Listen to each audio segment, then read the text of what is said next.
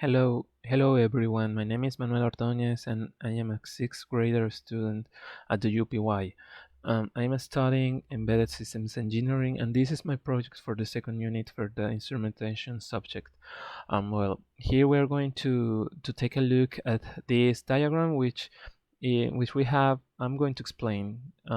Here we have an LM35 sensor, which is a temperature sensor. I also have an operational amplifier, and I have a battery to power this operational amplifier. I have here an arrangement of resistors, and I have two voltmeters, one at the output of the sensor and another one at the output of the operational amplifier. Well, we are going to take a look at we are on this with this simulation we are going to learn better about the signal conditioners. A signal conditioners help us to convert and transform at any signal. It could be electrical or mechanical to another signal, um, and this will help us a lot because we are going to amplify any signal and we are going to filter that signal to have better signals for any project that we want to make. And it is important because, for example, this sensor, the highest voltage that we can get from this sensor is 1.5 volts, and that voltage is very low for any microcontroller. Microcontrollers generally works with 5 volts. There are some microcontrollers that works with 3.3 volts, but to convert that voltage, that very low voltage, to a higher voltage, we need an amplification process. So that's why we're going to to make it with this operational amplifier.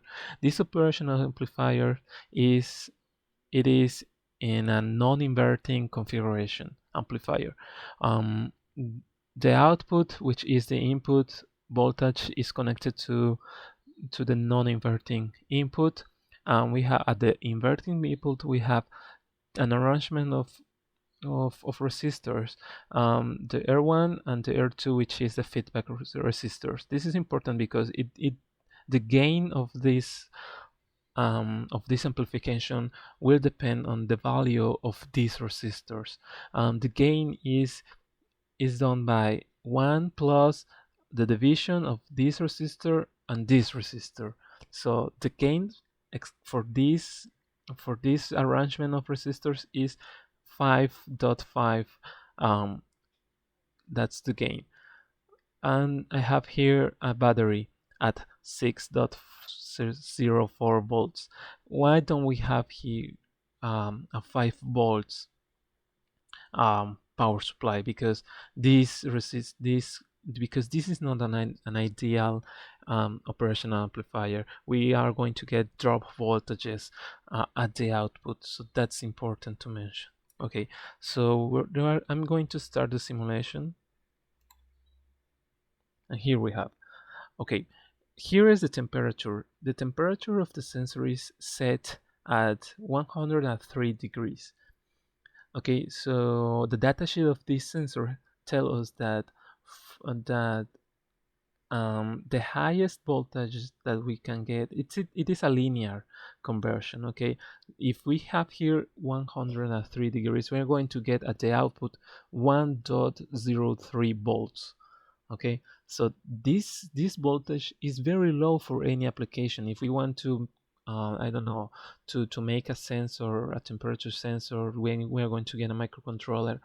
So the microcontrollers usually don't work with this voltage. So we need to get the 5 voltage at the output. So the voltage comes comes in the non-inverting input, and here we have the arrangement. This, as I said, it will give us the gain. Okay, so the gain of this is 5.5, and then we are going to multiply that gain with this voltage, and then we're going to get the 5 volts.